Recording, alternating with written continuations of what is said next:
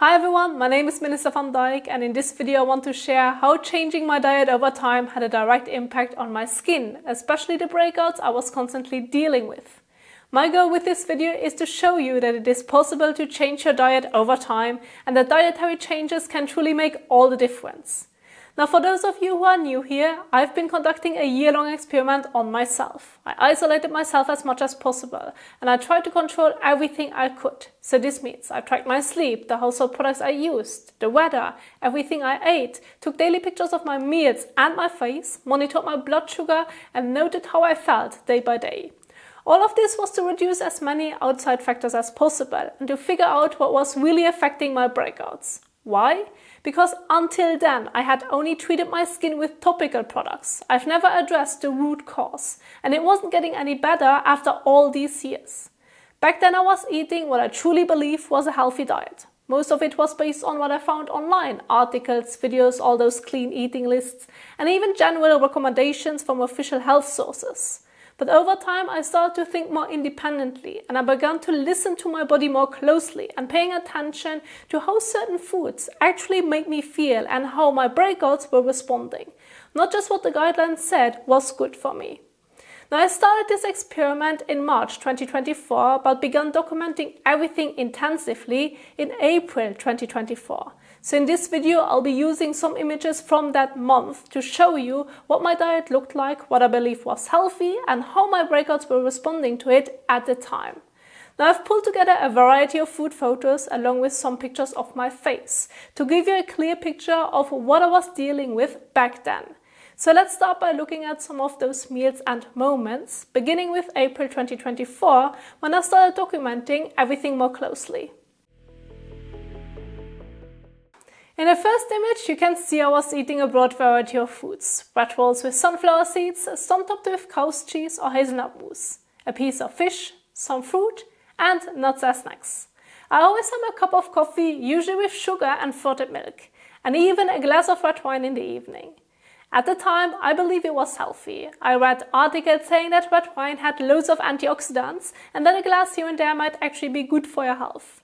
But of course, I didn't really consider the alcohol content, which, looking back, was definitely more damaging than healing. I also had fries, which were fried in rapeseed oil, something I'll come back to later. Then on the next day, you can see bread rolls again. To be honest, that was my standard breakfast almost every day. It's just what I grew up eating, so I kept doing it without really thinking about it. For lunch, I had wild-caught shrimp. I used to think that that was a healthier choice, but later I learned that they can be just as contaminated with heavy metals and microplastics as farm shrimp. And unless you can carefully verify the source, they might even be worse depending on where they are caught. So overall, definitely not a good choice. At that point, I was still experimenting, trying to balance things out with options like a couscous and some broccoli. But by dinner, I ended up right where I started, bread rolls again. Next up, we've got bread rolls again, this time with pickles and for lunch, more fish. At the time, I really thought that meat was the problem and that fish was the healthier choice. But I didn't yet know about heavy metals that fish can accumulate, which turned out to be very relevant for my breakouts. I also started adding legumes. Even though I never really liked most of them, I thought they would be good for my health, as always. At that point, I had never even heard the word anti-nutrients, especially not in English. I only started learning about that much later during my experiment, when I was reading like a total bookaholic. And of course, more noodles and more bread rolls in the evening, but this time with cheese. And finally, in the last picture, you can see, yep, more bread rolls. Again, this time with cottage cheese. I was also really into nuts at that point, especially as snacks. But they later turned out to be a major trigger for my shoulder acne, which I've already covered in other videos. So, if you're interested in that, I'll link it in the top right corner. For lunch, I had potatoes and beetroot. Honestly, I hated beetroot, but I ate it anyway because it was considered good for your gut health. Then I added sheep milk cream cheese and olive oil, the almighty healthy fat. Later, I snacked on fermented olives that I had specifically ordered from Italy. but it turned out that olives and olive oil in general gave me digestive issues. That's a whole other topic that I will be covering in an upcoming video. So if that's something you're dealing with too, definitely keep an eye out, you won't want to miss it. Anyways, olives were definitely not for me. And yep, you guessed it, I wrapped up the day with more bread rolls. Looking back, even though the food might have looked healthy on the surface, my skin was clearly telling a different story. So let me show you exactly what I mean. Now here are the images of how my face looked during that time. Now I have to admit, this wasn't the worst I had experienced over the years. And if you've been following my channel, you know what I mean.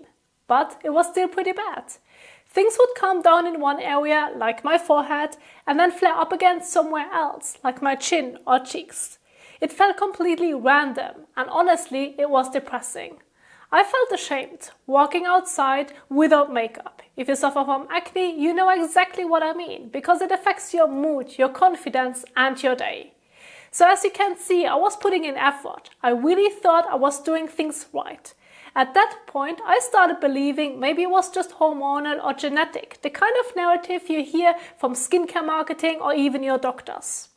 But then some days my skin would look nearly clear. What? Did my hormones just take a break? Did my genes suddenly switch off? Stress wasn't it either. I had very little of it during those months. So I ruled that out too. That inconsistency is what made me question all those standard explanations.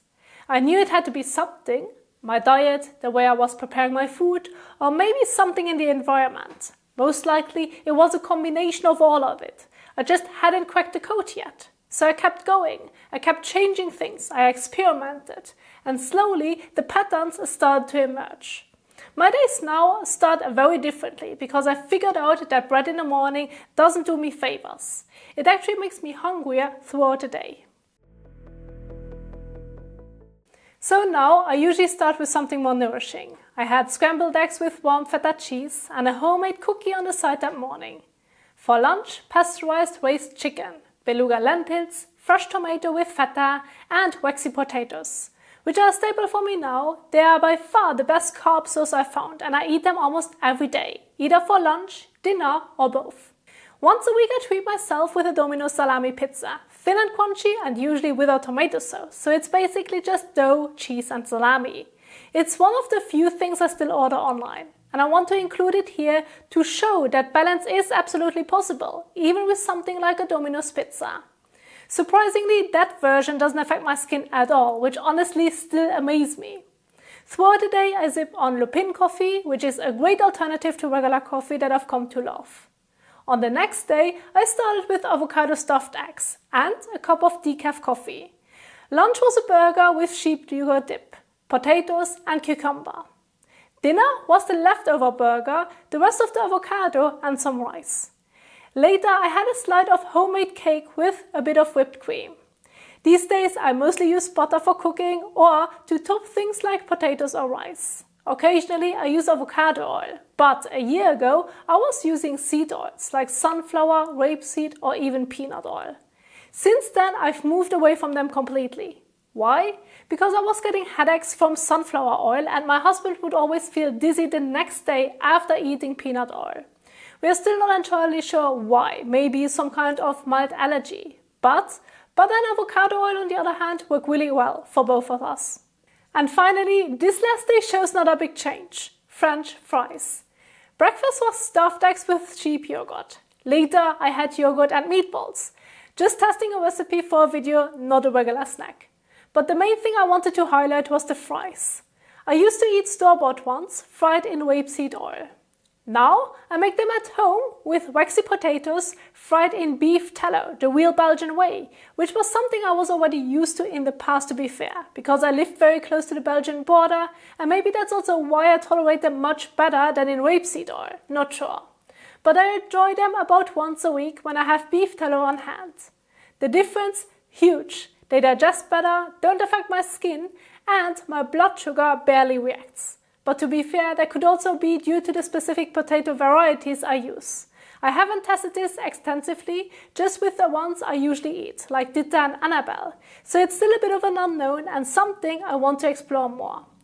If you're curious about blood sugar responses, I have a specific video for you linked in the top right corner. But beyond just blood sugar, the entire journey has taught me so much more. So looking back over this past year, I can honestly say this has been one of the most eye-opening experiences of my life. I started out thinking I was eating healthy, and to be fair, it looked healthy, at least from my point of view. Whole foods, variety, effort, but my skin told a different story. When I began removing certain ingredients and questioning what healthy really meant, and listening more to how my body responded, that's when things finally started to shift. The difference in my skin today is no coincidence. It's the result of months of paying attention, daily tracking, carefully adjusting my diet, refining cooking methods, and even switching utensils, all through a lot of trial and error. Even small changes like switching oils, choosing different ingredient sources, or changing how I prepare my food have made a huge difference. But most importantly, I found a way of eating that I actually love. It's satisfying, simple, sustainable, and that's what I enjoy most about it. So if you're struggling with acne, my honest advice is start tracking, start adjusting. Look at the little things and your daily habits. That's where you'll often find the biggest answers. Alright, I'll wrap it up here, but remember I have plenty of other videos on my channel, including cooking videos and preparation methods that might help you take the next step. And I'll link a few of them at the end of this video, so make sure to check those out. Thank you so much for watching, and if you found this video helpful or relatable, feel free to like, share and comment. I would love to hear your experience too. And I'll see you in the next one.